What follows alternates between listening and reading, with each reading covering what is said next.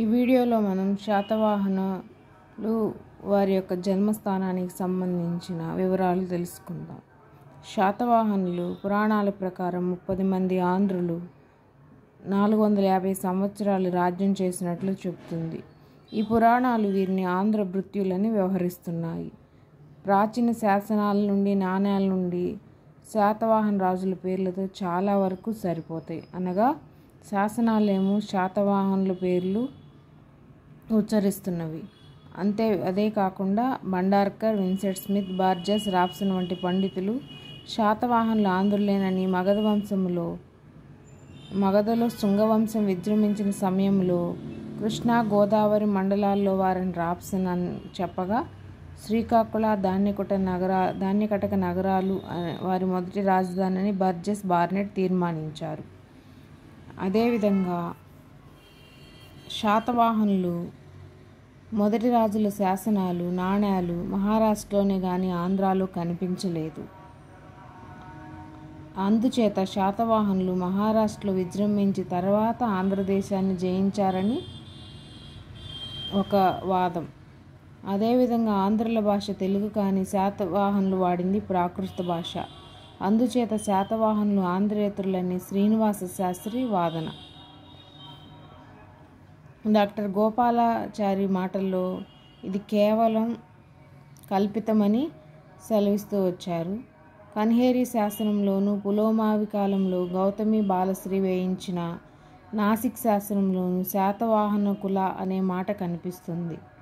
గౌతమిపుత్ర శాతకర్ణి శాతవాహన కుల యశః ప్రతిష్ఠకరుడట అనే ఆంధ్ర శబ్దం జాతిని సూచిస్తుంది. శాతవాహనుల జన్మభూమి ఆంధ్రదేశమైనందున పురాణాలు వారిని ఆంధ్రులని పేర్కొన్నాయి. ఆంధ్రదేశాన్ని పాలించిన ఇక్ష్వాకు, శాలంక అయిన విష్ణుకుండిన రాజవంశాల వారెవ్వరూ ఆంధ్రులని చెప్పుకోలేదు. ఆంధ్రభృత్య పదాన్ని ఆంధ్రుల యొక్క భృత్యులు అంటూ తత్పురుష సమాసంగా కంటే భృత్యులుగా నుండిన ఆంధ్రులు కర్మధారయ సమాసంగానే అంగీకరించడం యుక్తమని భండార్కర్ అభిప్రాయపడ్డారు. భాగవత పురాణంలో హత్వాకాణ్వం సుసర్మాణం తద్భూతే వృషో లోబలి గాం భోక్షద్య జాతీయ కంచిత్కాల మనస్తత్వం అనే శ్లోకాన్ని బట్టి శాతవాహన స్థాపకుడు ఆంధ్ర జాతీయుడని, మొదట్లో భృత్యుడిగా ఉండేవాడని స్పష్టమవుతుంది. అదేవిధంగా మత్స్య పురాణం ఎక్కువ ప్రామాణికమైందని చరిత్రకారుల అభిప్రాయం. శ్రీ యజ్ఞశ్రీ శాతకర్ణి కాలంలోనే మత్స్య పురాణం సంకలనం జరిగిందని నిర్ణయిస్తున్నారు. యజ్ఞశ్రీ సామ్రాజ్యం ఆంధ్ర ప్రాంతాలకు మాత్రమే పరిమితం కాక మహారాష్ట్ర, విదర్భ, కోసల, కర్ణాటక ప్రాంతాలకు విస్తరించింది. అంటే పురాణాల సంకలనం జరిగినప్పుడు శాతవాహనుల ఆంధ్రదేశాన్ని మాత్రమే పాలించడం లేదు, మహారాష్ట్ర, కర్ణాటక ప్రాంతాలను సైతం పాలిస్తున్నారు. అయినప్పుడు రాయచౌధురి వాదంలో బలం లేనట్లు స్పష్టమవుతుంది. శాతవాహనులు ప్రాకృతాన్ని వాడటానికి కారణం మౌర్యుల కాలం నుండి ప్రాకృత సామ్రాజ్య భాష కావడమే. శాతవాహనుల వెండి నాణ్యాలు కొన్నింటిపై రాజుల పేర్లు 2 భాషల్లో ఉన్నాయి. అదొకటి ప్రాకృతం, మరొకటి గుణాఢ్యుడు బృహత్ కథలో పేర్కొన్న దేశీ భాషగా చెప్పవచ్చు. ప్రాచీన తెలుగు భాషే దేశీ భాష అని డాక్టర్ దినేష్ చంద్ర సర్కార్ అభిప్రాయపడ్డారు.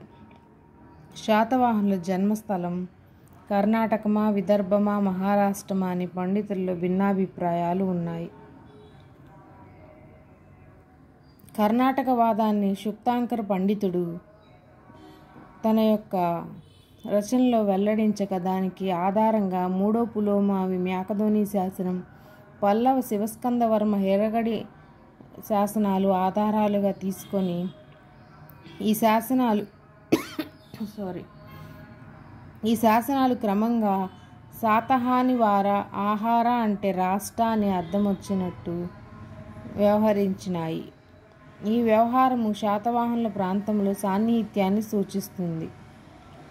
మేకధోని శాసనానికి కారకుడైన 3వ పులోమావి శాతవాహనులో చివరివాడు.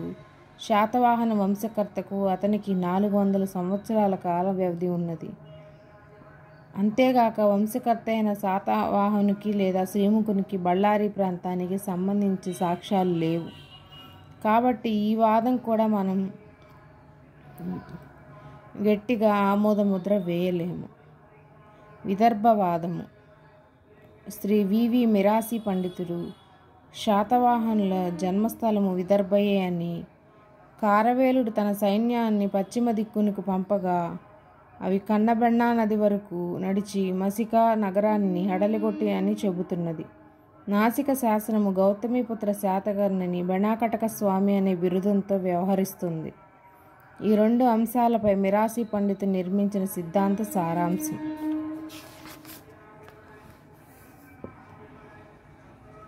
కన్నబెన్నా నది వైన్గంగకు ఉపనది అయిన కన్నాస్ నది. ఇది నాగపూర్కు ఉత్తర దశలో 10 మైళ్ళ దూరంలో ప్రవహిస్తుంది. అందుచేత శాతకర్ణి రాజ్యం విదర్భయే అగుచున్నది. నాసిక శాసనంలో బెణాకటక వైన్గంగకు ఉభయ పార్శ్వములందు భూమియే. మహాభారతంలోను వాకాటక శాసనంలోను దీని ప్రసక్తి ఉంది. కావున బెణాకటక ప్రాచీన రాజ్య విభాగాలలో ఒకటి. మిరాసి పండితుడి వాదంలో అనేక లోపాలున్నాయి. కృష్ణానది ముఖద్వారం నుండి తూర్పు తీరమునకు తూర్పునకు వంగి ఉన్నదని కళింగము ఆంధ్రదేశమునకు తూర్పు దేశం అగుతున్నది. గుంటూరు కృష్ణా మండల వాసులు గోదావరి మండల ప్రజలను తూర్పువారు అనుట సర్వసామాన్యము. రెడ్డి విజయనగరాధీశకులు కళింగపై దండయాత్రలు తూర్పు దిగ్గజ యాత్రలుగా శాసనములు సైతం పేర్కొంటవి. అందుచేత పశ్చిమాంగ పురోగమించిన కళింగ సైన్యాలు ఆంధ్రదేశంపైనే దండెత్తిన వనడికి సంశయించనక్కర్లేదు. కారవేలుడు సదా వంశస్థుడు. ఇటీవల బయలుపడిన కళింగ మహిషికాధిపతి శ్రీ సదా గుంటుపల్లి శాసనము, తీరాంధ్రములో పెక్కుచోట్ల దొరికిన సదరాజుల నాణాలు కారవేలుడు ఆంధ్రదేశంపై దండెత్తిన అంశాన్ని రుజువుపరుస్తున్నాయి. కన్హాస్ నదిపై మూసికా నగరం ఉన్న జాడలు లేవు. మూసికా నగరాన్ని రాయచూరు జిల్లాలోని మస్కీగా కొందరు గుర్తిస్తున్నారు.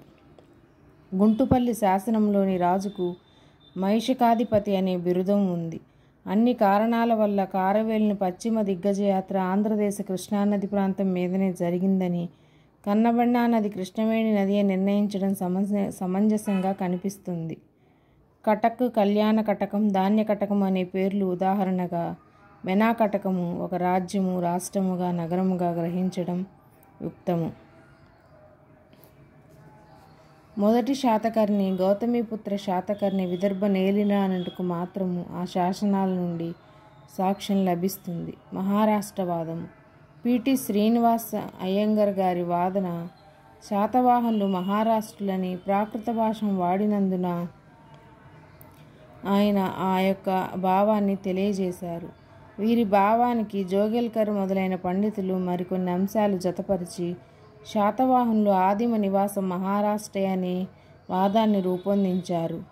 ఈ వాదం సారాంశం ఆంధ్రులు అనాదిగా వింధ్యపర్వత ప్రాంతీయులు, ముంబై సమీపంలో ఆంధ్రా నది ఉన్నది అని, ఆ నదీ తీరంలో నివసించినందునే వారు ఆంధ్రులైనారని ఐతరేయణ బ్రాహ్మణం, పుళింద, మూతిబ, శబర జాతులతో కలిపి ఆంధ్రులని చెప్పింది. వీరందరూ మహారాష్ట్ర ప్రాంత వాసులు.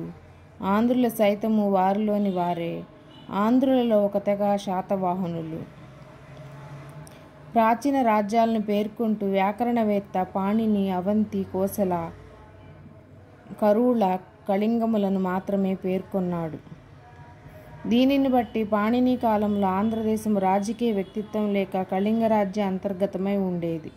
శాతవాహనులు వాసిష్ఠీపుత్ర, గౌతమీపుత్ర అనే మాతృ సంజ్ఞలను వాడినారు. ఇక్కడ ఒక విషయం గమనించండి. మహారాష్ట్ర మహాభోజ, పిటినిక, పుళింద, పుండ్ర, శబరి, మూతిబ మొదలైన జాతులను సమైక్యం చేసి ఆంధ్ర శాతవాహనుల సామ్రాజ్యం స్థాపించినారు. అందుచేతనే పులోమావికి నవనరస్వామి అనే బిరుదు ఉంది. నవనగరాలను కలిపి ఐక్యం చేసినందునే నవనరస్వామి అనే బిరుదును పులోమావి సంగ్రహించాడు. ఇది మహారాష్ట్రలోని ఆచారం. అందుచేత మహారాష్ట్రయే శాతవాహనుల జన్మభూమి అని వారి యొక్క మాతృ సంఖ్యలు వాడిన విధానాన్ని బట్టి తెలియజేస్తూ వచ్చినారు.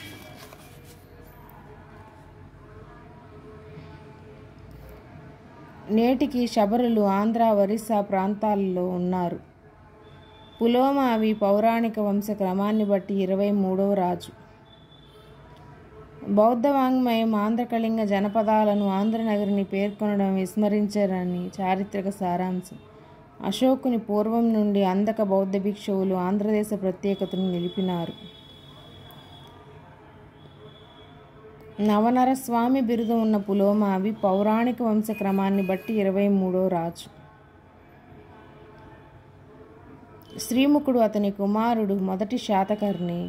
నవనరస్వామి బిరుదానికి జోగేల్కర్ పండితుడు చెప్పిన అర్థము సరి అయినచో ఈ ఇరువురికి మాత్రమే ఆ బిరుదం అర్థవంతమవుతుంది.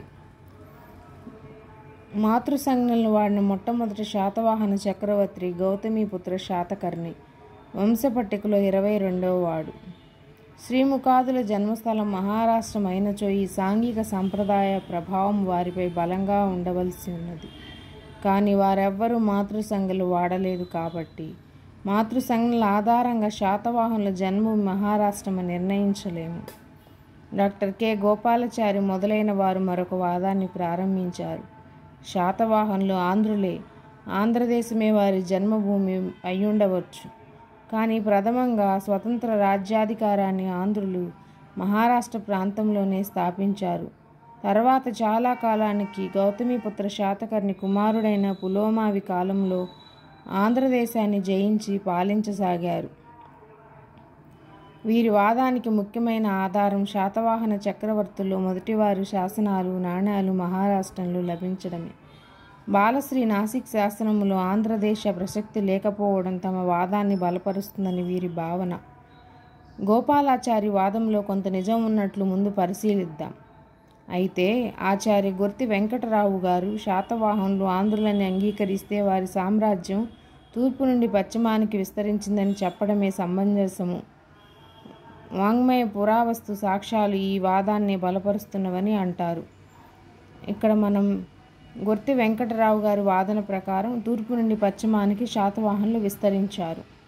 ప్రాకృత భాషలోని లీలావతి కావ్యం హాల చక్రవర్తికి గోదావరి నది ముఖద్వారంతో సంబంధాన్ని సూచిస్తుంది. పౌరాణిక పట్టికలో హాలుడు 17వ వాడు.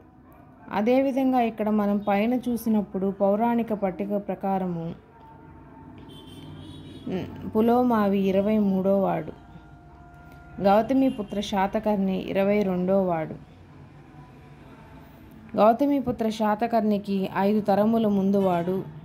హాలుడే సంకలనం చేసిన గాథా సప్తశతిలో పెక్కు తెలుగు మాటలున్నవి. ఆంధ్రుల సాంఘిక సాంప్రదాయాలు ఉన్నవి. ఈ అంశాలు ఆంధ్రదేశంపై హాలుని పరిపాలనలకు తార్కాణాలు. బాలశ్రీ నాసిక్ శాసనంలో ఆంధ్రదేశ ప్రశస్తి లేదనడం నిజం కాదు. గౌతమీపుత్రుని సామ్రాజ్యంలో పర్వతాలలో మహేంద్ర, సిరిటన, శటగిరులు అనే ఆ శాసనం పేర్కొంటుంది. ఇవి తూర్పు కనుమల్లోని కొండలే. మహేంద్రగిరి విశాఖపట్నం జిల్లాలో ఉంది. శటగిరి శ్రీపర్వత నాగార్జునకొండ సమీపంలోనిది. శటగిరి మీద ఆలయంలో అష్టభుజస్వామి ప్రతిష్ఠ జరిగినట్లు శాసన సాక్ష్యం లభిస్తుంది. ఇక సిరిటనను సంతృప్తికరంగా గుర్తించిన వారు లేరు. ఇది శ్రీస్థానమని కర్నూలు జిల్లాలోని శ్రీశైలానికి అన్వయిస్తుందని చాలామంది చరిత్రకారులు భావించినారు. కానీ ధాన్యకటకమే సిరిటన అయి ఉంటుంది. దమ్నకడ, ధనకడ, ధాన్యకటక, ధనకటక, ధారణికోట మొదలైన పేరులేగాక ధాన్యకటకానికి క్లుప్తంగా శ్రీధాన్య, శ్రీస్థాన అనే పేర్లు ఉన్నట్లు తెలుస్తున్నది.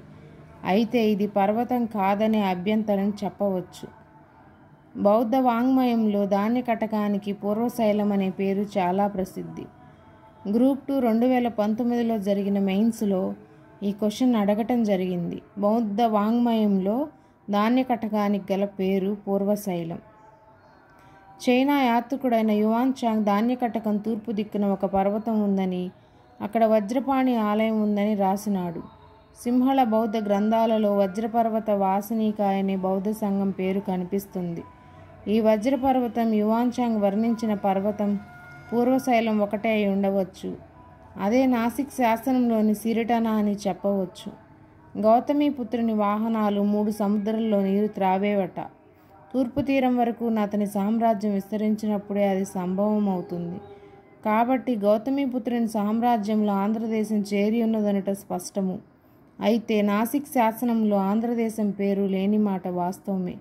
ఆ శాసనంలోని అస్సక, ములక, కుకుర, అపరాంత మొదలైన అతడు యవన ప్లహవ షహరాటుల నుండి జయించిన రాజ్యాలుగా కనిపిస్తున్నవి.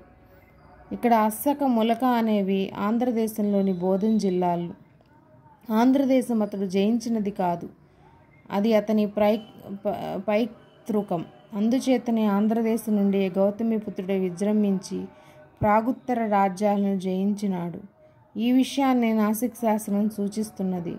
గౌతమిపుత్రుని నాణ్యాలు అసంఖ్యాకంగా ఆంధ్రదేశంలో అనేక ప్రాంతాల్లో దొరికినాయి.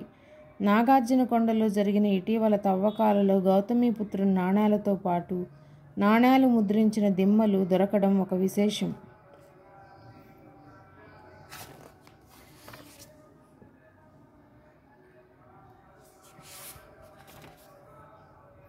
శ్రీపర్వతంలో శాతవాహన టంకశాల ఉండేదని సూచిస్తున్నాయి. అంటే ఈ ప్రాంతం శాతవాహన సామ్రాజ్యాంతర్భాగమై ఉండవలెను. మరొక ముఖ్యమైన విషయం, గౌతమిపుత్రుడు గొప్ప విజేత, సువిశాల రాజ్య నిర్మాత. మాళవ వరకు అతని సామ్రాజ్యం విస్తరించిందని అందరూ అంగీకరిస్తున్నారు. నాడు ఆంధ్రదేశంలో పటిష్టమైన ప్రభుత్వం ఉందనడానికి ఆధారం లేదు.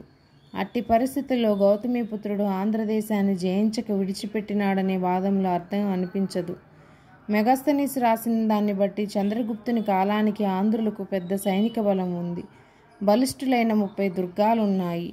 తమిళంలో అహనాన్ ఊర్ బట్టి ఆంధ్రులు మంచి దామష్కులు, శౌర్య ధైర్యములు కలవారు.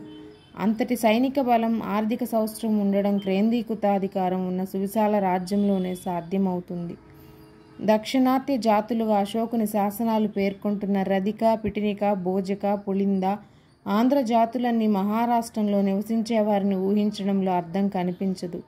అశోకుని 13వ శిలాశాసనంలో ఆంధ్రులు బౌద్ధ మతాన్ని అనుసరిస్తున్నారని ఉంది. ఏ శిలాశాసనం ప్రకారం ఆంధ్రులు బౌద్ధ మతాన్ని అనుసరిస్తున్నారని మనల్ని ప్రశ్నించినప్పుడు అశోకుని 13వ శిలాశాసనం, అశోకుని ఎర్రగుడి, రాజుల మందగిరి శాసనాలు ఆ విషయాన్ని బలపరుస్తున్నాయి. అమరావతి, బట్టిప్రోలు స్తూపాల ప్రాచీనత అశోకుని కాలంలో ఆంధ్రులు కృష్ణా, గోదావరి ప్రాంతాల్లో నివసిస్తున్నారని సూచిస్తున్నది.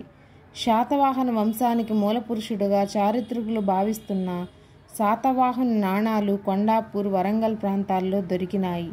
కరీంనగర్ జిల్లాల కోటిలింగాలలో శ్రీముఖ నాణాలు దొరికినాయి.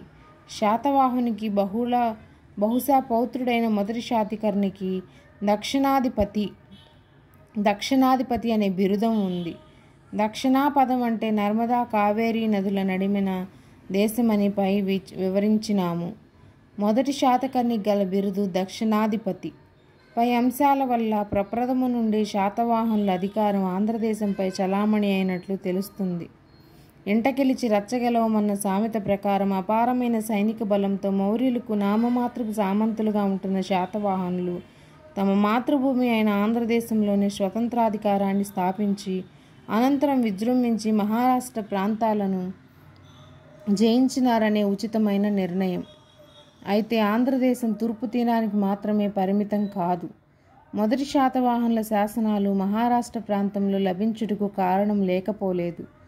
శ్రీముఖుని కాలం నుండి ఆంధ్రులకు మహారాష్ట్ర ప్రాంతాలతో సంబంధం ఏర్పడింది. శక యవనాదులు మధ్య భారతాన్ని ఆక్రమించి దక్షిణంగా విస్తరించడానికి ప్రయత్నిస్తున్నారు. వారిని అరికట్టడానికై మహారథులతో చేతులు కలిపి శాతవాహనులు కృషి చేస్తున్నట్లు కనిపిస్తుంది. అందుచేతనే మహారాష్ట్ర ప్రాంతాలపై శాతవాహనులు తమ దృష్టిని కేంద్రీకరించవలసి వచ్చింది. అదీగాక ఆ కాలంలో బలవంతులైన రాజుల దృష్టి భారత సామ్రాజ్యాధికార పీఠంపై మగధపై ఉండేది. మగధను ఆక్రమించాలని ఆశించిన దక్షిణాత్య రాజవంశాల మధ్య పశ్చిమ భారత ప్రాంతాలను ఆక్రమించి అక్కడ తమ అధికారాన్ని సుస్థిరం చేసుకోవాల్సిన అవసరం ఉండేది. ఈ ఆశయమే శాతవాహనుల శాసనాలు మహారాష్ట్రలో ఎక్కువగా కనిపించడానికి కారణం. శాతవాహనుల తొలి అధికార పీఠం. మౌర్యుల ఆంధ్ర ప్రాంతాలు ఆది నుండి శాతవాహన రాజ్యంలో చేరియుండినట్లు పై చర్చల వల్ల స్పష్టమవుతుంది. అయితే శాతవాహనులు ఆంధ్రులు ఒక్కరే అన్నచో వారి రాజ్యం తూర్పు ఆంధ్ర నుండి పశ్చిమానికి విస్తరించడం సమంజసం అనే ఆచార్య గుర్తి వెంకట్రావు గారి వాదనలో ఒక లోపం ఉంది. ప్రాచీన కాలంలో ఏ రాజవంశం కూడా తమ స్వస్థలంలో సామ్రాజ్యాధిపత్యం వహించినట్లు కనిపించదు. మౌర్యుల జన్మస్థలం మగధ కాదు. కాంచీపురంలో విజృంభించిన పల్లవులు తొండై మండలానికి ఆగంతకులు. బాదామి ప్రాంతం చాళుక్యుల ఆదిమ నివాసం అనడం అనుమానాస్పదం. కాబట్టి ఒక రాజ్యవంశం విజృంభించిన ప్రాంతమే దాని జన్మభూమి అనడం సమంజసమైన దృష్టి కాదు. ప్రాచీన వాంగ్మయాన్ని బట్టి ఆంధ్రజాతి నేటి ఆంధ్రప్రదేశ్కు మాత్రమే పరిమితం కాదు. మధ్యమ దేశ సరిహద్దుల్లో శతకర్ణిక నగరాన్ని వినయపీఠిక పేర్కొంటున్నది. మధ్యమ దేశ సరిహద్దుల్లో శతకర్ణిక నగరాన్ని వినయపీఠిక పేర్కొంటుంది. అస్సక ములక జనపదాలను ఆంధ్ర రాజ్యాలుగా సుతనిపాతం పేర్కొంటున్నది. ఇక్కడ 2 బిట్లను మనం అర్థం చేసుకోవాలి. ఏ పీఠికను బట్టి మధ్యమ సరిహద్దుల్లో శతకర్ణిక నగరం అంటే వినయపీఠిక, అస్సక ములక జనపదాలను ఆంధ్ర రాజ్యాలుగా సుతనిపాత పేర్కొంటుంది. ఔరంగాబాద్ జిల్లాగా, అస్సక నిజామాబాద్ జిల్లాగా, ప్రతిష్టాన, పైఠాన్, బోధన్ నగరాలు దాని రాజధానులుగా గుర్తించడమైంది. జైన వాంగ్మయం ప్రతిష్టానాన్ని శాతవాహనుల రాజధానిగా పేర్కొంటుంది. ఈ యొక్క పేరాన్ని మనం క్షుణ్ణంగా అర్థం చేసుకున్నప్పుడు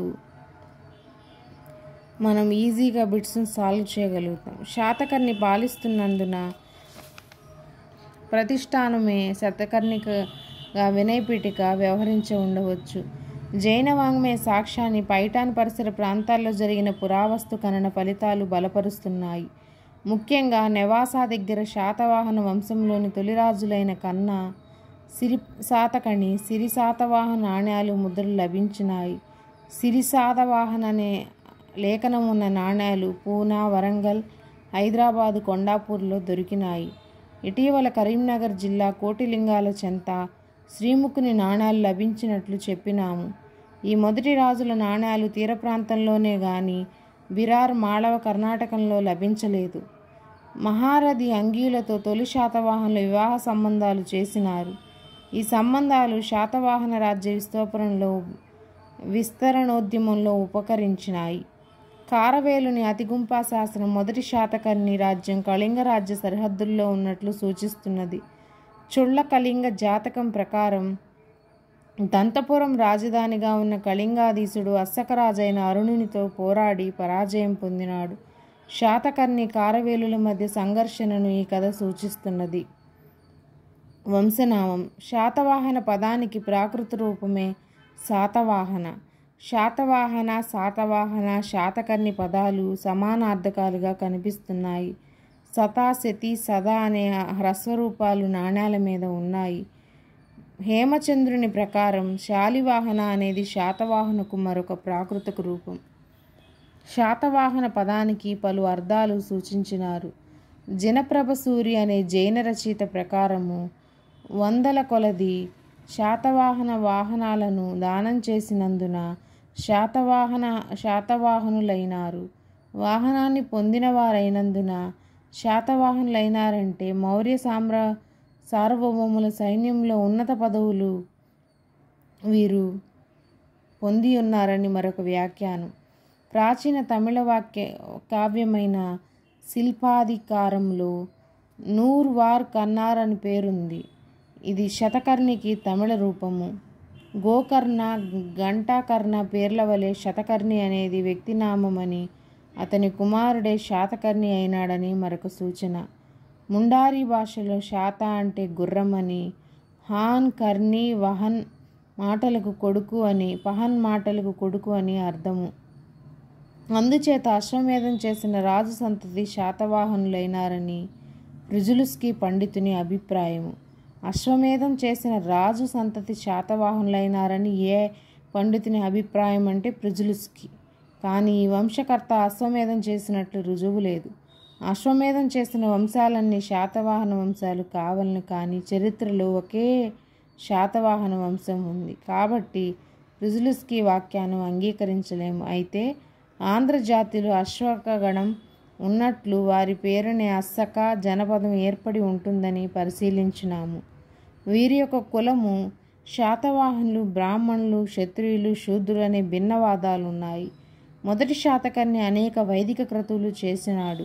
గౌతమిపుత్ర శాతకర్ణని అతని తల్లి ఆగమనిలయుడని, క్షత్రియ దర్పమాన వర్ధనుడని, ఏక బ్రాహ్మణుడని వర్ణించింది.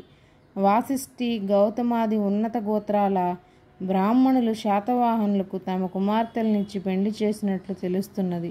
అందుచేత శాతవాహనులు బ్రాహ్మణులేనని గట్టి అభిప్రాయం ఉంది.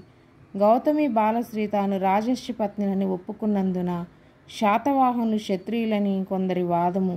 అయితే వైదిక వాంగ్మయం ఆంధ్రులు అనార్యులని ముక్తకంఠంగా చాటుతున్నది. శాతవాహనులు అశ్వచిహ్నం ఉన్న ఆదిమజాతి అయి ఉండవచ్చని పరిశీలించినాము. ప్రాచీన వాంగ్మయంలో వీరు శూద్రులనే సూచన ఉంది. జైన వాంగ్మయంలో వీరి మూలపురుషుడు బ్రాహ్మణ యువకునకు శూద్ర స్త్రీయందు జన్మించినట్లు ఉంది. కానీ కథాసరిస్సాగరంలో దీపకర్ణి కథను బట్టి సాతుడనే యక్షునకు బ్రాహ్మణియందు జన్మించినాడు.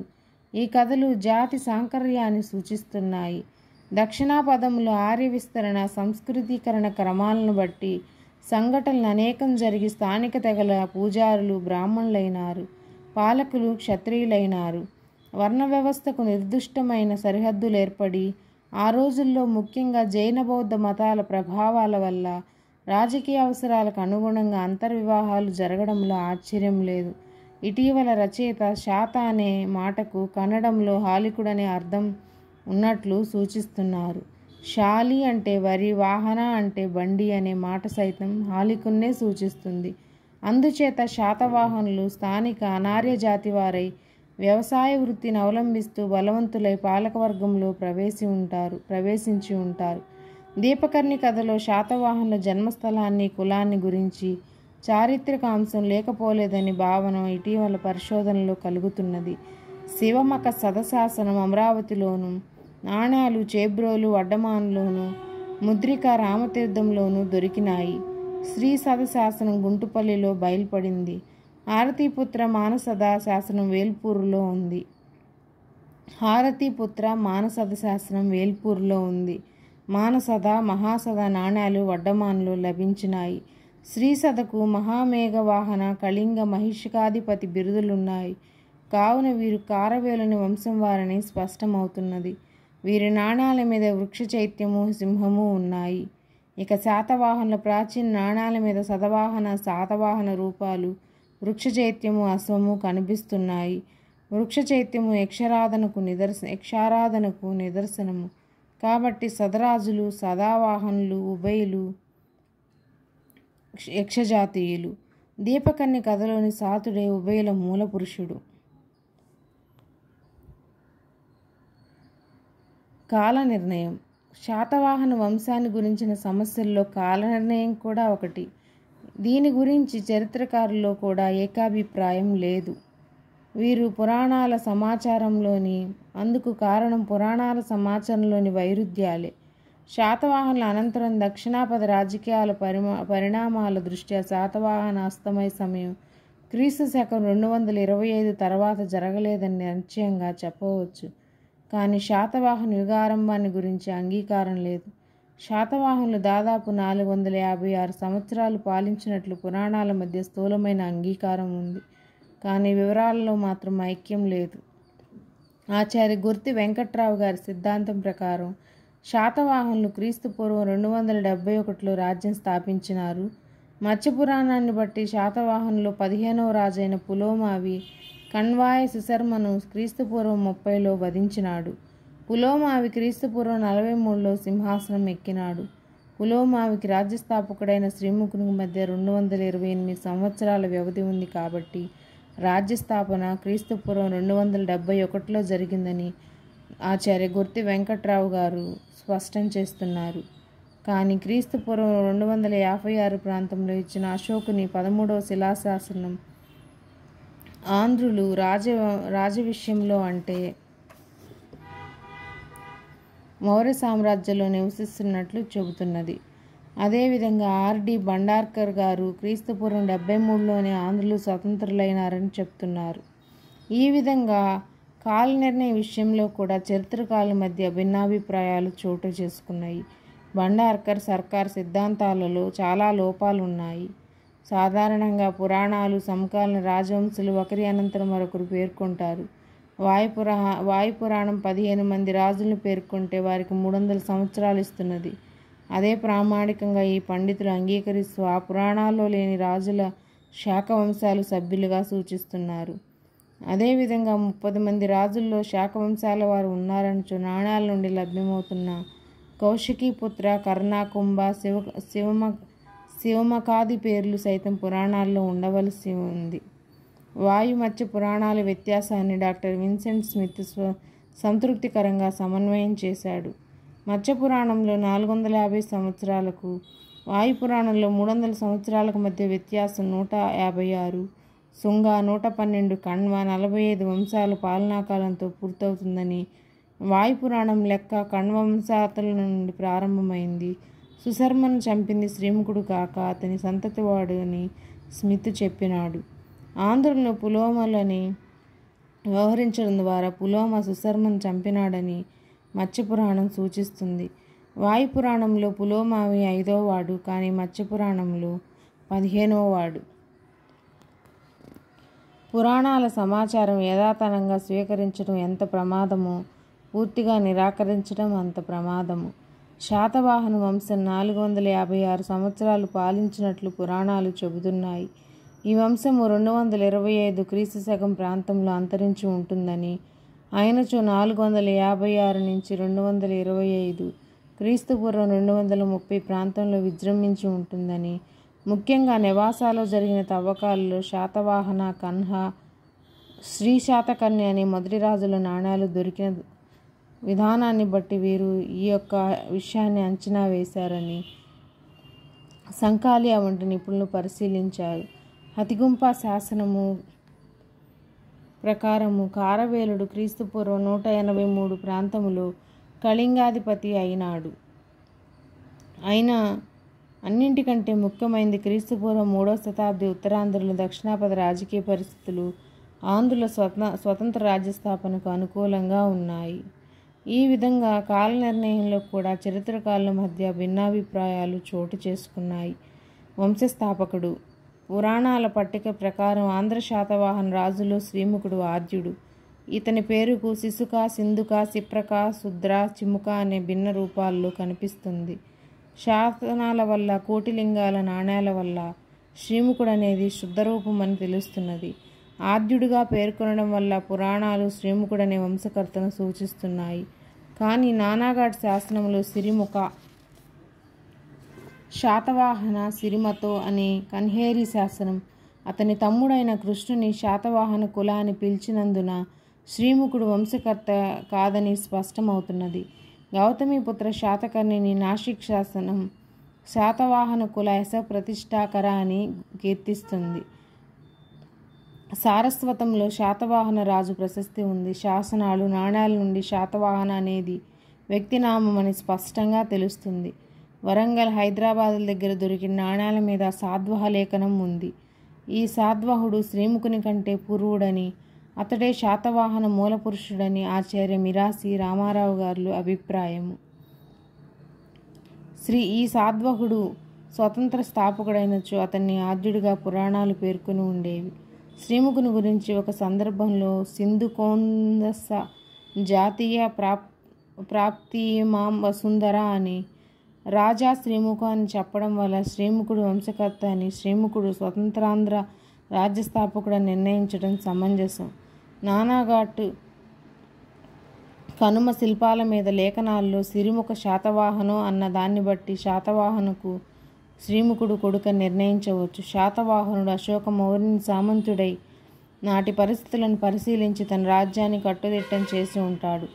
ఆ రోజుల్లో సామంతులకు సైతం నాణ్యాలు ముద్రించే అధికారం ఉండేది. అశోకుని మరణాంతరం శ్రీముఖుడు స్వజాతీయులను కూడగట్టి స్వాతంత్రాన్ని ప్రకటించి క్రీస్తుపూర్వం 231-30లో శాతవాహన రాజ్యం స్థాపించి ఉంటాడు. తన తండ్రి యందు ఉన్న గౌరవంతో తన వంశాన్ని శాతవాహన వంశం అని పిలుచుకున్నాడు. తరువాత కాలంలో విజయనగరాన్ని ఏలిన హరిహరుడు తన వంశాన్ని సంగమ వంశం అని పిలుచుకున్నాడు కదా. శ్రీముఖుడు 23 సంవత్సరాలు పాలించాడు. జైన సారస్వతం ప్రకారం మొదటి శాతవాహన రాజైని జైన మతస్థుడై తన రాజధానిలో పెక్కు స్తూపాలు నిర్మించినాడు. దేశంలో జరుగుతున్న బ్రాహ్మణ మతోద్ధరణోద్యమాన్ని గుర్తించి కొత్తగా నిర్మించిన తన రాజ్య భద్రత కోసమే శ్రీముఖుడు క్రమంగా బ్రాహ్మణ అభిమాని అయినట్లు చెప్పవచ్చు. తొలి శాతవాహనులు కన్హా 208 నుంచి 1998 వరకు. శ్రీముఖుని కుమారుడు శాతకర్ణి యుక్త వయస్కుడు కానందున తమ్ముడు కన్హా సింహాసనం ఎక్కి 10 సంవత్సరాలు పాలించినాడు. కన్హుని మహామాత్రుడు నాసిక్లో శ్రమణులకై గుహాలు తవ్వించినాడు. అశోకుని శాసనాల్లో మహామాత్రులనే ఉద్యోగులున్నారు. కన్హేరి శాసనంలో మహామాత్ర పదం వల్ల శాతవాహనులు మౌర్యుల పాలనా విధానం అనుసరించినట్లు తెలియడమే కాక 2 రాజవంశాలు సమీప కాలంలో పాలించినట్లు తెలుస్తున్నది. మొదటి శాతకర్ణి క్రీస్తుపూర్వం 1997 నుంచి 179 వరకు పరిపాలించాడు. పురాణాల ప్రకారం శాతకర్ణి కన్హ కుమారుడు. కానీ నానాఘాటు కనుమలోని శిల్పాలను బట్టి శాతకర్ణి శ్రీముఖుని కుమారుడు. పురాణాల సమాజం పొరబాటని స్పష్టమవుతున్నది. అతని భార్య అతని మరణాంతరం వేయించిన శాసనంలో శాతకర్ణిని వీరాసూర అప్రతిహత చక్ర దక్షిణాపదపతి అని వర్ణిస్తుంది. వాస్తవానికి తొలి శాతవాహనులు అగ్రగణ్యుడు శాతకర్ణి. మహారథి అంగీయ కుమారుణ్ణి నాగనికను వివాహమాడి వారి సాయంతో తన రాజ్యాన్ని పదిలపరుచుకుని విస్తరణకు పూనుకున్నాడు. శాతకర్ణి పాలించిన 18 సంవత్సరాల కాలంలో అనేక రాజకీయ సంఘటనలు జరిగినాయి. పుష్యమిత్రుడు మౌర్య వంశాన్ని నిర్మూలించి మగధలో శుంగ వంశాన్ని స్థాపించడంతో మౌర్య సామ్రాజ్యంలో అలజడులు చెలరేగినాయి. ఇది అవకాశంగా గ్రహించి శాతకర్ణి తూర్పు మాళవ ప్రాంతాలను ఆక్రమించినట్లు తెలుస్తుంది. శాతకర్ణికి చెందిన నాణేలపై ఉజ్జయిని చిహ్నం అతని మాళవ ఆక్రమణను సూచిస్తుందని కొందరి అభిప్రాయం. కానీ శ్రీముఖుని నాణేల మీద కూడా ఈ చిహ్నం ఉంది. తూర్పు మాళవ ఆక్రమణ కంటే ముఖ్యమైనది శాతకర్ణి కారవేళ్ల మధ్య సంఘర్షణ. తొలి శాతవాహనుల అధికారము ఆంధ్రదేశంలోనికి విస్తరించలేదనే సిద్ధాంతము రాజకీయ పరిస్థితుల దృష్ట్యా అసంబద్ధంగా కనిపిస్తున్నది.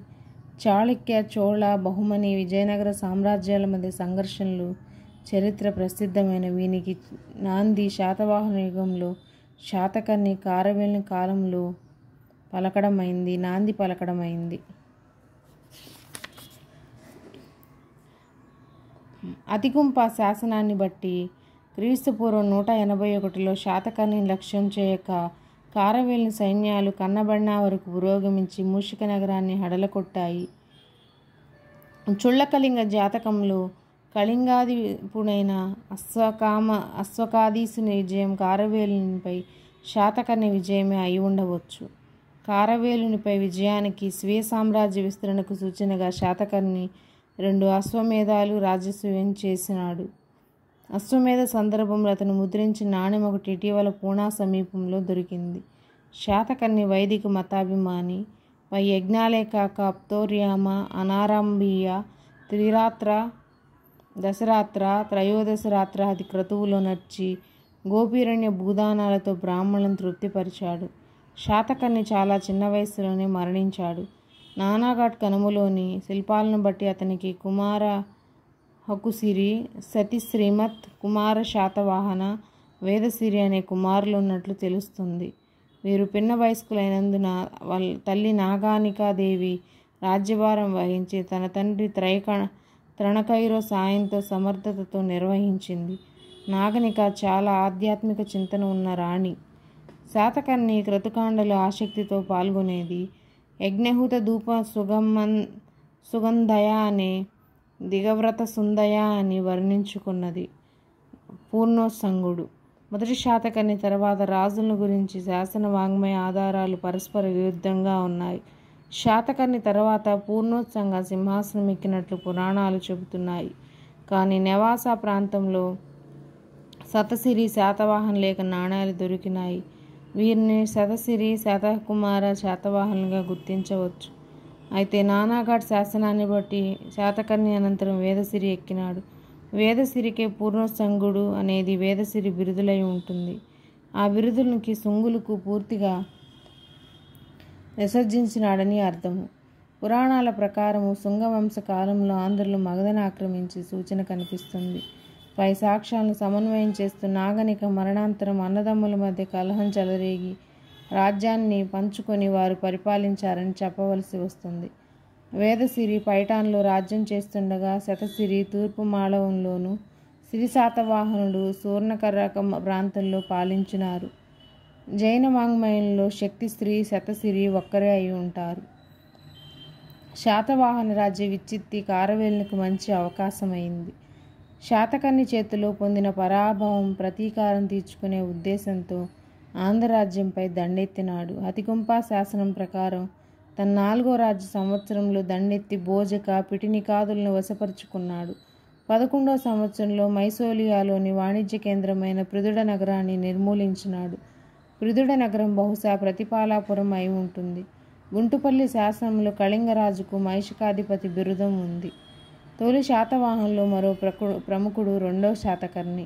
తెలంగాణ, ఉత్తర మహారాష్ట్ర, మధ్యప్రదేశ్, మాళవ ప్రాంతాల్లో దొరికిన నాణ్యాల ద్వారా ఇతని గురించి తెలుస్తున్నది. అంతేకాక ఇతను రాజ్యాన్ని ఐక్యం చేసి పాలించినట్లు తెలుస్తుంది. యుగ పురాణాల్లో శతరాజు ఈ శాతకర్ణి అని కొందరి అభిప్రాయము. యుగ పురాణం ప్రకారం 2వ శాతకర్ణి శకులను నిర్జించి మగధ కళింగలను ఆక్రమించి 10 ఏండ్లు పాలించినాడు. శాతకర్ణి కళాకారుల్లో ఒకడైన వాసిష్ఠీపుత్ర ఆనందుని శాసనం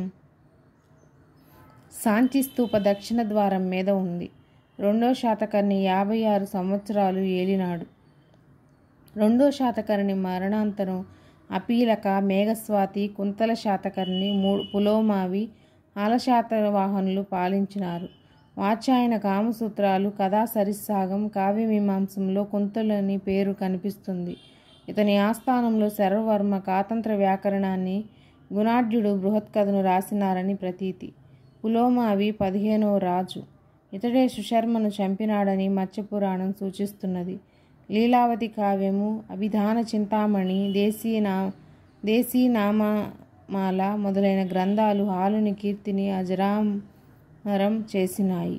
గాథా సప్తశతిని హాలుడే సంకలనం చేసినాడని ప్రసిద్ధి. శక శాతవాహన సంఘర్షణలు. 2వ శాతకర్ణి కాలంలో శక శాతవాహన సంఘర్షణలు ప్రథమ ఘట్టం జరిగింది. 2వ ఘట్టం బహుశా కుంతలని కాలంలో జరిగింది. క్రీస్తుపూర్వం 58లో విక్రమార్క శకం ప్రారంభమైందని కాలకాచార్య కథానిక అనే జైన గ్రంథం చెబుతున్నది.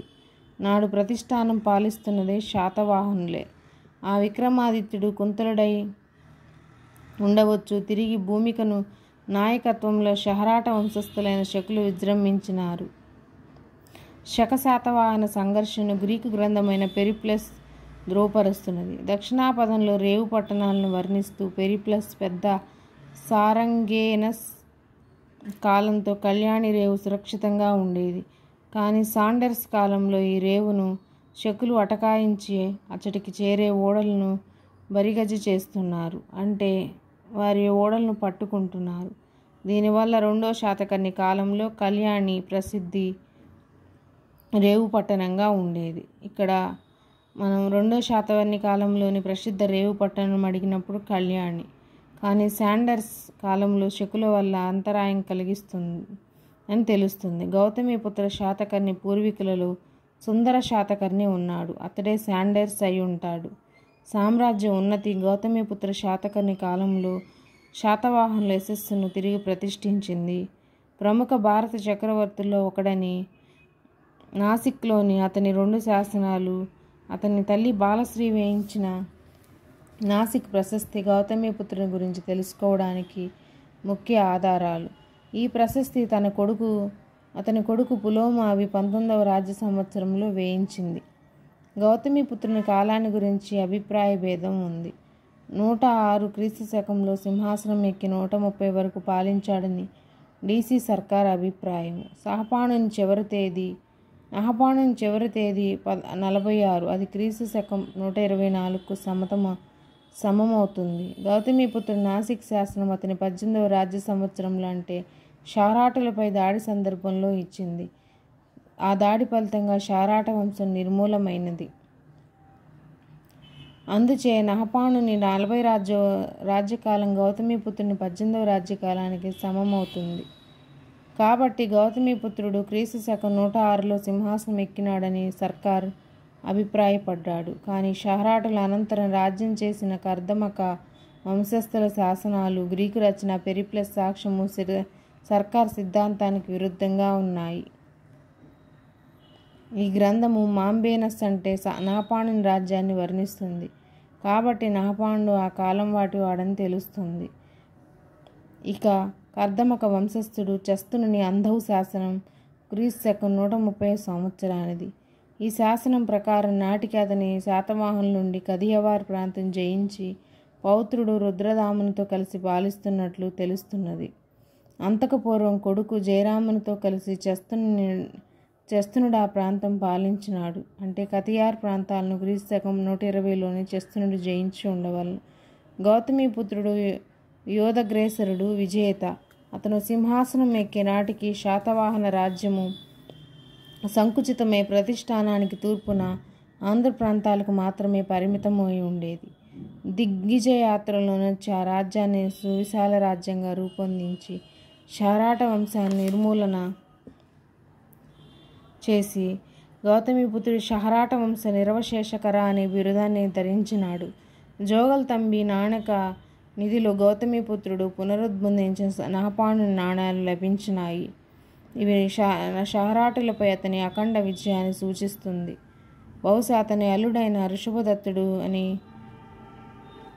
గౌతమీపుత్రుడిని ఓదించి నహపానుడేనని కొందరు, కాదు అని అతని తరువాత రాజు బహుశా అతని అల్లుడైన ఋషభదత్తుడని కొందరు భావిస్తున్నారు. నాసిక ప్రశస్తిలో గౌతమీపుత్ర సామ్రాజ్య వర్ణన వల్ల దాని విస్తీర్ణం తెలుస్తుంది. సామ్రాజ్యంలో అస్సక, ములక, కుకుర, అపరాంత. అస్సక అంటే నిజామాబాద్, ఔరంగాబాద్ జిల్లాలు. అస్సకకు దక్షిణంగా కృష్ణా గోదావరి నదుల మధ్య ప్రాంతము.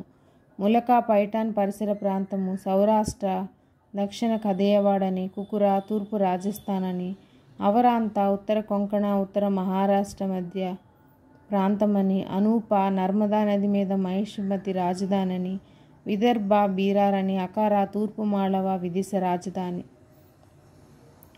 అవంతి పశ్చిమ మాళవ ఉజ్జయిని రాజధాని అనే రాజ్యాలున్నాయి. వింధ్య, చీవత్, పరియాత్రి, సహ్య పశ్చిమ కనుమలు, కన్హగిరి మలయ, మహేంద్ర, శిటగిరి, సిరిటన పర్వత శ్రేణులై నది వేష్టితమైంది. గౌతమీపుత్రుని రథాశ్వాలు 3 సముద్రంలో నీరు త్రాగినవట.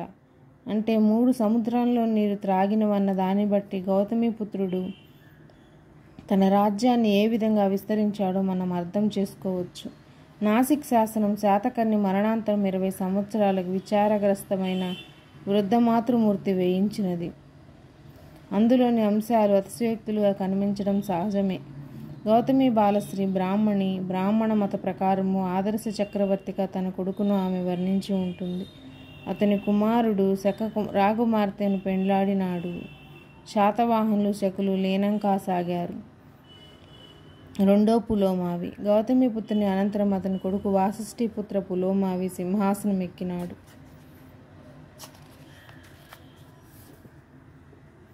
కథేవారు ప్రాంతంలో చస్తునుడు జయించినాడనే వాదం ఉంది. నాసిక్ ప్రశస్తి దృష్ట్యా ఈ వాదం సమంజసమైంది కాదు.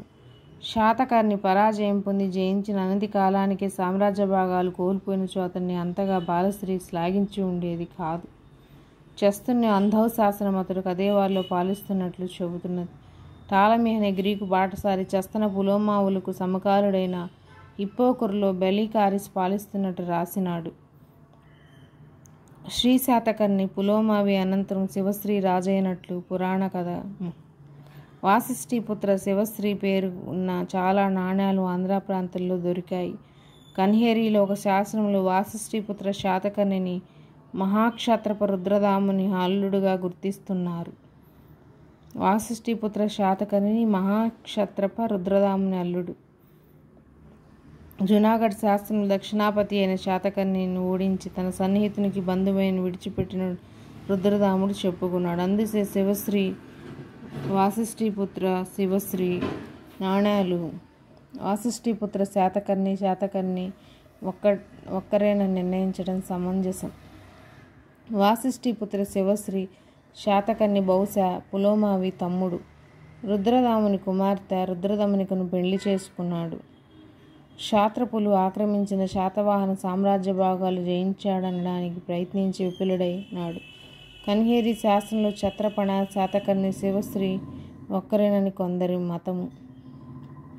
శ్రీ యజ్ఞ శాతకర్ణి పురాణాలలో యజ్ఞ శాతకర్ణి ఆంధ్ర శాతవాహనులు చివరుడు. నాణ్యాలు ఇతని గౌతమిపుత్ర శ్రీ యజ్ఞ శాతకర్ణి అని వ్యవహరిస్తాయి. నాసిక్, కన్హేరి, చినగాంజాంలో ఇతని కాలపు శాసనాలు ఉన్నాయి. ఆంధ్రదేశము, మధ్యప్రదేశ్, బీహార్, కొంకణ, సౌరాష్ట్ర, మహారాష్ట్రాల్లోనూ లభించినాయి. షహరాట వంశంలో జీవధామ, రుద్రసింహుల మధ్య వచ్చిన అంతఃకలహాన్ని అవకాశంగా తీసుకుని యజ్ఞశ్రీ కొంకణ, సౌరాష్ట్ర ప్రాంతాలను జయించినాడు. యజ్ఞశ్రీ బౌద్ధ మతం పట్ల ఆసక్తి వహించి నాగార్జునాచార్యుని పోషించినాడని బలమైన సాంప్రదాయం ఉంది. నాగార్జుని పోషించిన రాజును త్రిసముద్రాధీశ్వరుడని బాణాకవి హర్షచరిత్రలో రాసినాడు. చివరి శాతవాహనులు ఆ బిరుదునికి అర్హుడు యజ్ఞశ్రీయే. టిబెట్, చైనా చరిత్రకారుల రచనను బట్టి నాగార్జునికి యజ్ఞశ్రీ శ్రీపర్వతంలో మహాచైత్య విహారాలు నిర్మించినాడు. ధాన్యకటక మహాస్తూపానికి నాగార్జునుడు శిలాప్రాకారం నిర్మించినాడు. ఈ లాస్ట్ పేరాలో చాలా ఇంపార్టెంట్ బిట్స్ ఉన్నాయి. మరలా ఒక్కోసారి రివిజన్ చేసుకోవాలి. వంశక్షీణము, పతనము.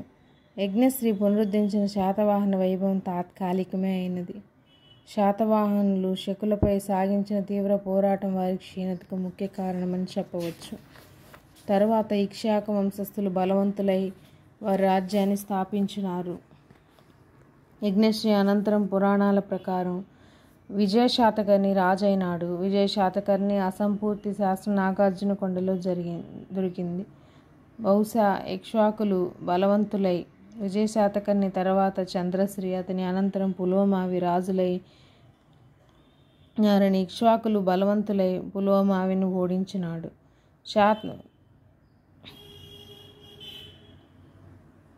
శాతవాహన అస్తమయాన్ని గురించి మనకి సరైన సమాచారం లేనవు. ఈ నాణ్యాలు శాసనాల ప్రకారం చంద్రశ్రీ అనంతరం సింహాసనం ఎక్కిన పులోమావికి పురాణాల్లో అన్యస్తేష అనే విశేషణం వల్ల చంద్రశ్రీతో ప్రధాన శాతవాహన వంశం అంతరించిందని, అన్యశాఖీయుడైన పులోమావి రాజ్యాక్రమణ చేసినాడని కొందరి అభిప్రాయము. పులోమావి శాసనం బళ్ళారి జిల్లా మేకదోనిలో దొరికింది. శ్రీశాంతమూలుడు పులోమావిని పారదోలి ధాన్యకటక ప్రాంతాన్ని ఆక్రమించినాడు. దీనితో శాతవాహన వంశం అంతమొంది ఇక్ష్వాక సామ్రాజ్యం ప్రారంభమైంది. యుగ విశేషాలు. శాతవాహనులు 450 సంవత్సరాలు దక్షిణాపథానికి వ్యక్తిత్వం ప్రసాదించి పాలించారు. వారి సామ్రాజ్యం ఆరావళి పర్వతాల నుండి నీలగిరి వరకు తూర్పశ్చిమ సముద్రాల మధ్య విస్తరించింది. పాలనా విధానం. సార్వభౌమంతో పాటు పాలనా విధానంలో ఎక్కువ అంశాలను మౌర్యుల నుండి వీళ్ళు గ్రహించారు. మానవ ధర్మశాస్త్రము, కౌటిల్యార్థశాస్త్రము వారికి మార్గదర్శకాలు. మాతృసంజ్ఞలు. 26వ రాజైన గౌతమిపుత్ర శాతకర్ణి కాలానికి పూర్వం శాతవాహనంలో ఉన్నవనడానికి నిదర్శనం లేదు. గౌతమిపుత్రుడు కులపురుష పరంపరాగత విపుల రాజ్యం పొందినాడంటూ బాలశ్రీ వర్ణించింది. అందుచేత మాతృస్వామ్యం గాక తండ్రి ద్వారా సింహాసనాన్ని పొందటమే శాతవాహనుల రాచరిక సంప్రదాయమని స్పష్టమవుతున్నది. శాతవాహనులు రాజా, మహారాజా బిరుదును ధరించినారు. గౌతమిపుత్ర రామకేశవులతో పోల్చినందున రాజు దైవాంశ సంభూతుడనే భావం నాటికి అంకురించి ఉండవచ్చు. రాజు నిరంకుశుడు, మంత్రులకు ఆజ్ఞలు జారీ చేసేవాడు, సర్వసైన్యాధ్యక్షుడు, కానీ ప్రజాకంటకుడు కాదు. రాజులుగా వారి ఆదర్శాలు అత్యున్నతములు. శబ్దార్థ, గాంధర్వ, గణిత, న్యాయాది శాస్త్రాల్లో రాజోచిత సైనిక విద్యలలో ప్రవీణులై మత, సాంఘిక, రాజకీయ శాంతి భద్ర రక్షించడంలో శ్రద్ధ వహించారు. శాతవాహన సామ్రాజ్యం కేంద్రీకృతమే బలమైన రాచరికం కాదు. అందుచేత చాలా సామంత రాజ్యాలు ఉండేవి. కొల్హాపూర్ ప్రాంతంలో కురవంశం. ఈ పారాగ్రాఫ్లో శాతవాహనులు గల సామంత రాజ్యాల గురించి ఉన్నది. దీన్ని మీరు క్షుణ్ణంగా చదువుకోవాల్సిన అవసరం ఎంతైనా ఉంది. కొల్హాపూర్ ప్రాంతంలో కురవంశం, మైసూరులో చుటవంశం, విజయపూర్లో ఇక్ష్వాకుల వంశం, సామంత వంశాలే. వీరు శాతవాహనులకు వలె మాతృ సంజ్ఞలు ధరించి నాణ్యాలు ముద్రించే అధికారం ఉన్నవారు. మహారాష్ట్ర ప్రాంతంలో మహారథి, మహాభోజ బిరుదులు ధరించిన పాలకులు సైతం శాతవాహన సామంతులేనని చెప్పవచ్చు. ఈ సామంత వంశాలతో శాతవాహనులు వివాహ సంబంధాలు పెట్టుకునేవారు. మిగిలిన సామ్రాజ్య భాగాలు రాజ్యపాలనలో ఉండేవి. ఉన్నతోద్యోగి బృందం సాయంతో రాజు పరిపాలన నిర్వహించేవారు. విశ్వాసమాత్య, రాజమాత్య, మహామాత్ర, మహాతరక, భాండాగారిక, హెరణిక, ప్రతిహార, లేఖక, నిబంధనకార, పట్టికాపాలిక అనే ఉద్యోగుల పేర్లు శాసనాల్లో కనిపిస్తున్నవి. ప్రతి నగరంలో కార్యాలయం ఉండేది. ఉద్యోగులకు జీతాలు ధన రూపంలోనే చెల్లించేవారు. భూమి శిస్తు రాజ్యానికి ప్రధాన ఆదాయ మార్గం. రాజ్యంలో వ్యవసాయ భూమి అంతటికి రాజు సొంతదారు కాదు. రాజక్షేత్రం అనగా రాజకంకేట మాత్రమే రాజుకు సొంతం. రాజక్షేత్రానికి వెలుపల భూదానం చేయవలసి వచ్చినప్పుడు పొలాన్ని రాజు విక్రయించి భూదానం చేసేవాడు. బ్రాహ్మణ శ్రమణులకు పరిహారాలిచ్చే సాంప్రదాయం శాతవాహనుల యుగంలోనే ప్రారంభమైనది. భూమిపై 2-3 రకాల పన్నులుండేవి. పంటలో రాజభాగానికి రాజభాగమని పేర్లు ఉంటే, భూమి పన్నుగాక రహదారుల మీద సుంకాలు, వృత్తి పన్నులు కరుకర వసూలు చేసేవారు. పన్నులు ధన రూపంలో కానీ వస్తు రూపంలో కానీ చెల్లించవచ్చు. కానీ హెరణిక, భాండాగారిక అనే ఉద్యోగుల వల్ల అసంఖ్యాకంగా దొరికిన శాతవాహన నాణ్యాలను బట్టి పన్ను ధన రూపంలోనూ చెల్లించడమే ఎక్కువ అమల్లో ఉన్నట్లు గ్రహించవచ్చు. శాతవాహనులు తరచుగా జరిగిన దిగ్గజయ యాత్రల వల్ల వారికి పెద్ద సైనిక బలం ఉన్నట్లు గ్రహిస్తున్నాము. అదిగుంపా శాసనం చతురంగ బలాలను గురించి ప్రసంగించింది. అమరావతి శిల్ప ఫలకాన్ని బట్టి నాటి వ్యూహరచనను ఊహించవచ్చు. సేవాముఖంలో పదాతి దళం నడిచేది. వీరు పొట్టి ఖడ్గాలు, గుండెనిడాలు ధరించేవారు. పదాతి దళము పార్శ్వభాగాల అశ్వగజ దళాలుండేవి.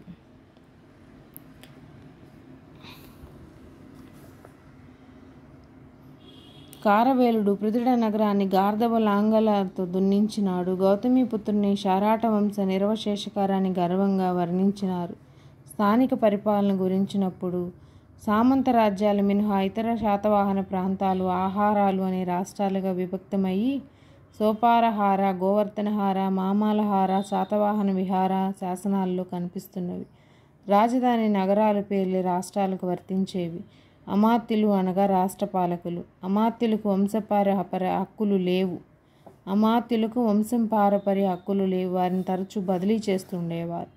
శకులతోటి సంఘర్షణ సరిహద్దు ప్రాంతాల రక్షణకు శాతవాహనులు ప్రత్యేక శ్రద్ధ వహించారు. సేనాపతుల ఆధీనంలో వాటిని ఉంచి సామంతాధికారాలు ఇచ్చినట్లు కనిపిస్తుంది. వీరు క్రమంగా భూస్వాముల వలె తయారై ఉండవచ్చు. మేకధోని శాసనంలోని గుల్మిక పదం ఈ భావనకు బలం చేకూరుస్తుంది. నగరాలలో నిగమ అనే పౌరసభలు పరిపాలనా బాధ్యతలు వహించేవి. శాతవాహన రాజ్యంలో బరుకచ్చ, ప్రతిష్టాన, తగర, గోవర్ధన, సోపార, కళ్యాణ, నాసిక, ధాన్యకటక, ప్రతిపాల వంటి పెక్కు నగరాలుండేవి. ఇవి వాణిజ్య కేంద్రాలు. అందుచే నిగమ సభలు వాణిజ్య సంఘాలని చెప్పవచ్చు. కానీ సభలలో గృహపతులు సైతం సభ్యులుగా ఉండేవారు. పరిపాలనకు గ్రామం ప్రాతిపదిక. గ్రామిక లేదా గ్రామణి గ్రామాధికారి. సప్తశతి నుండి గ్రామిణి అధికార దర్పాలు ప్రదర్శించేవాడని తెలుస్తున్నది. ఆర్థిక పరిస్థితులు. స్థానిక పరిపాలనలో మీరు గుర్తుంచుకోవాల్సిన అంశము అమాత్యులు రాష్ట్రపాలకులు. వారికి వంశపారంపర్య హక్కులు లేవు. ఆర్థిక పరిస్థితులు. శాతవాహన యుగంలో ఆంధ్రదేశంతో సహా దక్షిణాపథం అపారమైన ఆర్థిక వికాసం సాధించింది. వ్యవసాయం, పరిశ్రమలు, వాణిజ్యం ఇంచుమించు సమతూకంలో ఉండేవి.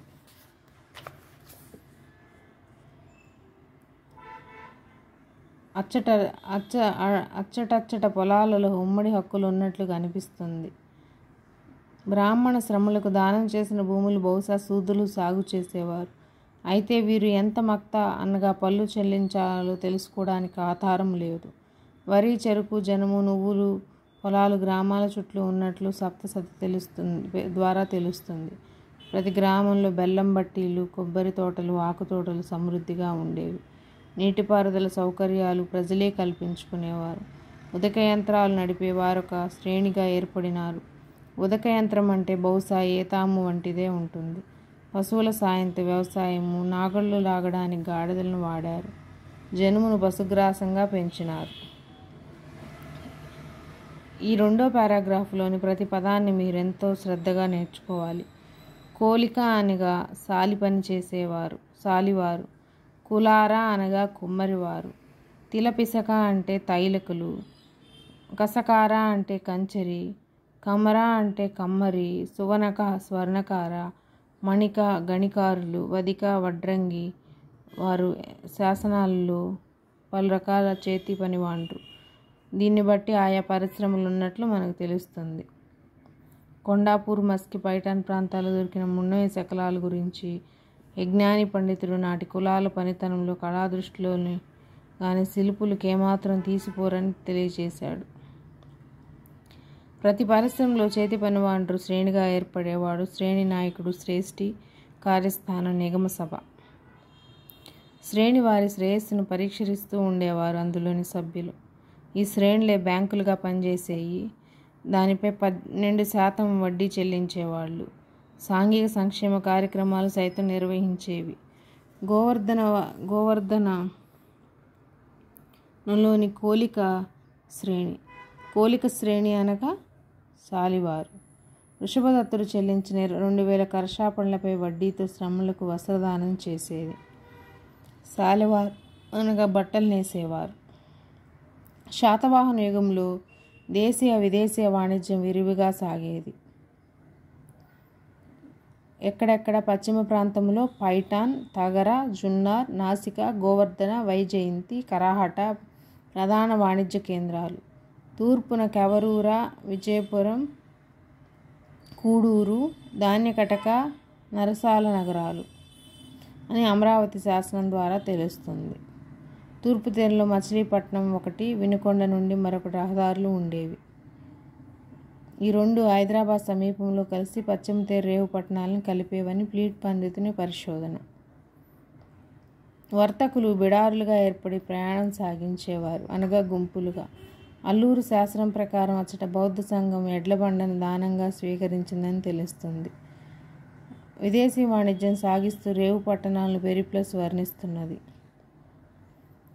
పులోమావి కాలం నుండి శాతవాహన రాజులు ఇచ్చిన నౌకా చిహ్న నాణ్యాలు వారికి నౌకాబలం ఉందని, వారు నౌకా వాణిజ్యం ప్రోత్సహిస్తున్నారని సూచిస్తున్నాయి. ఘంటసాల, గుంటుపల్లి శాసనాలు మహానావికులను పేర్కొంటున్నాయి. పశ్చిమ తీరంలో బరిగచ్చు, సోపార, కళ్యాణ రేవులు ప్రసిద్ధములు. వాటి ద్వారా సామాన్లు, దంతపు సామాన్లు, పట్టు వస్త్రాలు, సుగంధ ద్రవ్యాలు ముఖ్య ఎగుమతులు. ఇవన్నీ కూడా మనకి అల్లూరు శాసనం నుండి యవక దివ్యను పేర్కొంటుందంట.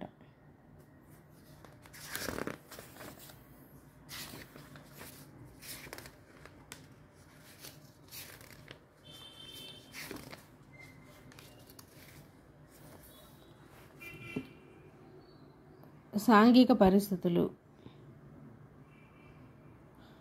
వీరు రకరకాల తోటలు, పరిశ్రమలు, పనులు సాగిస్తూ ఉండేవాళ్ళు. ఇక్కడ మనం ముఖ్యంగా తెలుసుకోవాల్సిన విషయం ఏంటంటే వర్ణ విభజన స్థిరపడి సూచనలు లేవు. వర్ణ సాంకర్యాన్ని నిలిపినాడని గౌతమిపుత్ర శాతకర్ణి చెప్పుకున్నాడు. వర్ణ సాంకర్యాన్ని నిలిపినాడని. అందుకే దానికి కారణం జైన బౌద్ధుల ప్రభావం కూడా ఉండవచ్చు. ఇంకా ఒకసారి మీరు చూసుకోండి. ఇందులో వాణిజ్య సంఘానికి నాయకుడు శ్రేష్ఠి ఈ పదము తర్వాత శెట్టిగా మారింది. అంటే శెట్టి గారు అనే దాన్ని వైశ్యులు అనేది ఇక్కడి ఈ విధంగా వచ్చింది అని. ప్రభుత్వంలో మంత్రి, సేనాపతి, రాష్ట్రపాలాదులు ఉండేవాళ్ళు. శూద్రవర్ణంలో హాలిక, గోలిక, వదిక వారు మొదలైన వృత్తులు చేపట్టేవాళ్ళు. ఇక్కడ పితృస్వామ్య కుటుంబం అని తెలుస్తుంది. భర్తల ఉద్యోగ నామాలు భార్యలు ధరించి వారికి భోజికి, సేనాపతిని అనే పేర్లు ధరించారని తెలుస్తుంది. అదేవిధంగా గాథాసప్తలో పెక్కు గాథలు, కవిత్రులను రచించారు. అమరావతి శిల్పాల్లోనూ గాథాసప్తలో నాటి సాంఘిక జీవితం తెలుస్తుంది. స్త్రీలకు ఎర్రని వస్త్రాల మీద మక్కువ, పుష్పాల మీద ఎక్కువ అని తెలుస్తుంది. ఇక్కడ ఒక పాయింట్ గ్రూప్ 2 2019 మెయిన్స్లో అడిగినారు. నాట్యకర్తలు ఏ మైపూతను వాడేవాళ్ళు అని. అరదళమనే మైపూత. నృత్య సంగీతాలు ముఖ్యమైన కాలక్షేపాలు. వాత్స్యాయని కామసూత్రాల్లో హాలక, ఉద్యాన గమన, ఘంటా నిబంధన, మదనోత్సవాలు లాంటి పండుగల గురించి ఉంది. గ్రామ జీవితం నిరాడంబరగా, నగర జీవితం సుసంపన్నంగా ఉండేది.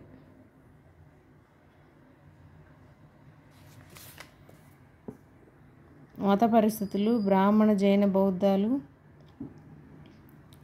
స్థానిక ఆచారాలతో సమన్వయం పొంది తద్వారా విజయం సాధించాయి. బ్రాహ్మణ మతం. వైదిక మత గురించి, వైదిక మతోద్ధరణ గురించి మనం చూస్తూ వచ్చాము. మొదటి శాతకర్ణి చాలా వైదిక క్రతువులు చేయించినాడని మనం చూస్తూ వచ్చాము. శ్రీముఖుడు, కన్హుడు భాగవత మతం స్వీకరించారని, అతని తర్వాత శాతకర్ణి బ్రాహ్మణ వర్ణ సానుభూతి సహకారాలు, వైదిక ధర్మ రక్షించి దీక్ష తీసుకున్నాడని చూస్తూ వచ్చాము. అతను చాలా క్రతువులు చేయించాడని చదువుతూ వచ్చాము.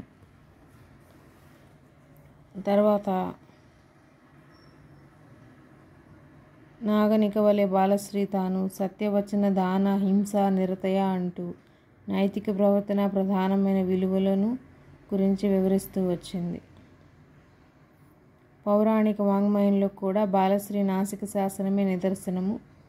గౌతమిపుత్రుని ఆగమ నిలయ, ద్విజార కుటుంబ వివర్ధన, వినిర్వర్తన, చాతుర్వర్ణ సంకర, ఏక బ్రాహ్మణ అంటూ వర్ణించడం పౌరాణిక వీరులతో పోలుస్తుంది. ఈ విధంగా మనం వైదిక మతం యొక్క విశిష్టత గురించి తెలుసుకున్నాము. అదేవిధంగా జైన మతము.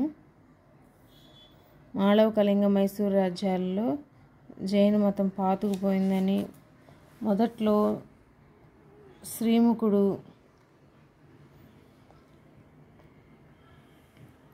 జైనాన్ని ఆదరించాడని, అమరావతి సమీపంలో వడ్డమాను కొండపై సంప్రతి విహారం ఏర్పడింది. అచట్నే కారవేలుడు మహావేగ వాహన విహారం నిర్మించాడని తెలుస్తుంది అన్నమాట.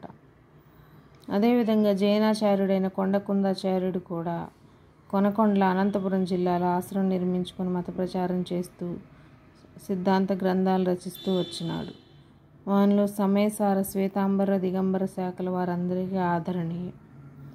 బౌద్ధ మతం కూడా వీరి కాలం స్వర్ణయుగం బౌద్ధ మతానికని చెప్పవచ్చు.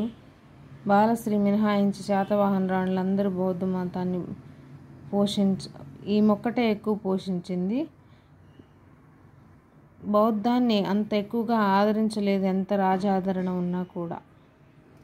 క్షమించండి, అంతగా బౌద్ధము ఇక్కడ అంత ఆదరించబడలేదు. ఒక్క బాలశ్రీ మాత్రమే బౌద్ధాన్ని పోషించిందని తెలుస్తుంది. గౌతమిపుత్ర శాతకర్ణి, అత కుమారుడు పులోమావి బౌద్ధులకు దాన ధర్మాలు చేశారు. యజ్ఞశ్రీ శాతకర్ణి నాగార్జున్ని పోషించాడు. విజయ శాతకర్ణి శాసనం నాగార్జున కొండలో దొరికింది. థేరవాద, మహాసాంఘిక శాఖలుగా విడిపోయింది. థేరవాదులు సనాతులని చెప్పవచ్చు. ధాన్యకటమం ప్రథమ నుండి మహాసాంఘిక కేంద్రమైంది. అమరావతి శాసనాల్లో చైత్యకులు ప్రస్తావన తక్కువ. మహాసాంఘికులకే చైత్యకులనే స్థానిక నామమై ఉంటుందని బుద్ధునికి మొదటగా లోకోత్తర గుణాలు ఆపాదించారు చైత్యకులే.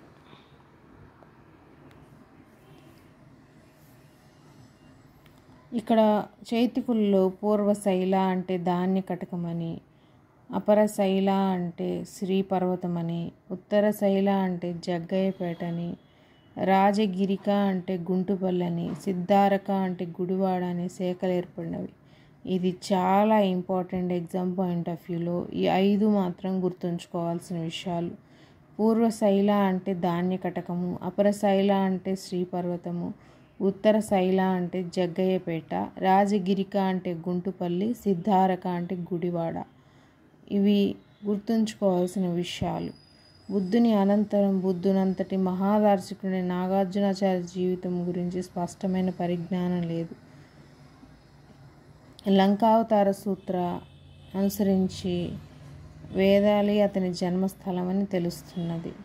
శ్రీపర్వత ధాన్యకటకాలకు మధ్యనున్న గ్రామంలో జన్మించాడని, బాల్యం వేదాంగ విద్యలు అభ్యసించాడని, తర్వాత బౌద్ధం స్వీకరించాడని తెలుస్తుంది. దేశమంతటా సంచారం చేసి నలంద మొదలైన విద్యా కేంద్రాల్లో బౌద్ధం మీద అపార జ్ఞానం సాధించి శ్రీపర్వతంలో స్థిరపడినాడు. ప్రజ్ఞాపారమిత శాస్త్రం ఆధారంగా అసాధారణ తార్కిక శక్తితో మాధ్యమికవాదము, శూన్యవాదము ప్రతిపాదించి మహాయానాన్ని స్వయం సంపూర్ణమైన సిద్ధాంతంగా రూపొందించాడు. ప్రజ్ఞాపారమిత, శాస్త్రటీక, మాధ్యమికారిక, రత్నావళి, సృహుల్లేఖ పలు గ్రంథాలు అతడు రచించాడు. సుహుర్లేఖను అతడు పోషకునికి ఇచ్చిన సందేశం నాటి శ్రీ యజ్ఞశ్రీ శాతకర్ణి ఉండవచ్చు.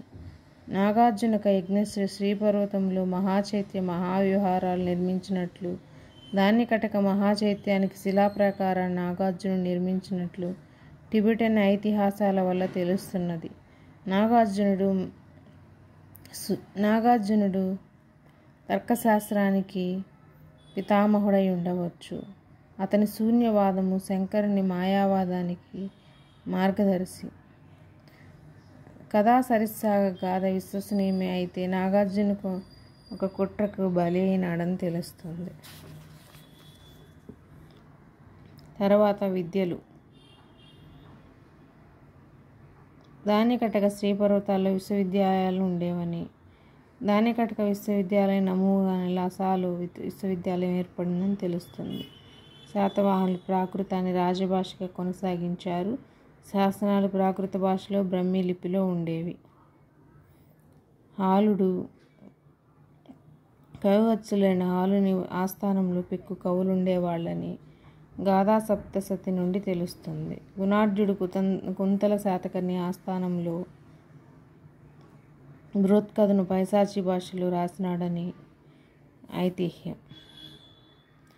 గాథాసప్తి వల్ల ఆంధ్రులంతటి శృంగారప్రియులో తెలుస్తుంది. కుంతల శాతకర్ణి ఆస్థానంలో గుణాఢ్యుడు శర్వవర్మ అనే ఇద్దరి మధ్య వివాదాన్ని బట్టి ప్రాకృతం ప్రాధాన్యం కోల్పోయి ఆ భాషా స్థానాన్ని సంస్కృతం ఆక్రమించిందని తెలుస్తుంది. ప్రతి విద్యార్థి సుహుల్లేఖనం కంఠస్థం చేస్తుంటారని చైనా యాత్రికుడు ఇస్సింగ్ రాసినాడు. ప్రాకృత సంస్కృత లేఖక దేశీ అనే మరో భాష బృహత్కథ వల్ల తెలుస్తుంది. వాస్తుశిల్పులు. గుడిమల్లం చిత్తూరు జిల్లాలో జరిగిన తవ్వకాల్లో బయలుపడిన దేవాలయ శిథిలాలు శాతవాహన యుగానికి చెందినవి.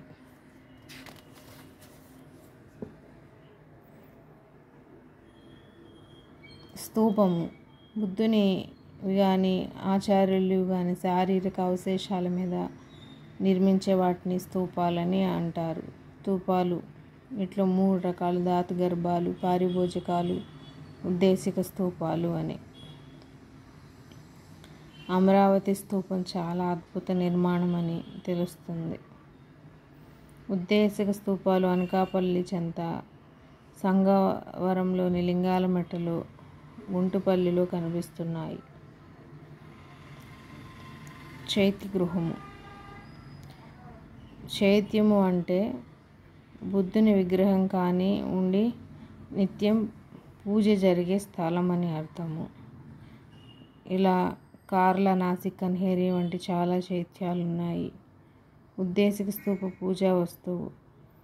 ఆంధ్రప్రదేశ్ గుంటుపల్లిలోని చైత్యం ఉన్నది.